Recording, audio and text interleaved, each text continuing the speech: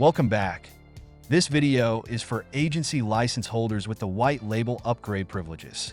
In this video, I'll show you how to rebrand our platform and how to use it on your own domain if you wish to. First, you need to click on your name in the upper right corner of your screen, and then click on Settings.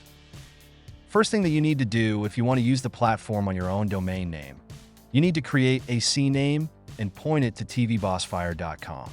Follow this link to learn how to do that on some of the most commonly used platforms, but the process should be the same for any platform you use to host your domain name. After you've made this setup, wait about 24 hours, and then you'll be able to log in using your branded domain.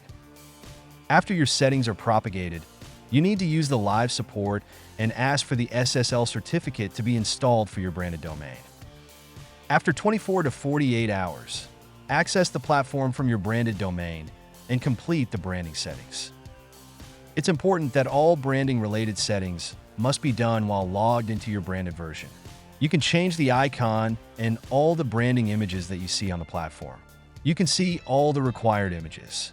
You should use a 512 by 512 pixel PNG image for the icon. You need to set up a support desk link and email for your support as well. When you finish, click Apply. When you add a sub-user to your agency account, you can give them your branded login URL to access the platform if you wish. It's a very short video, but it's an important one for those with an agency license with the white label upgrade. I hope it's easy to understand and easy to do. I'll see you in the next video.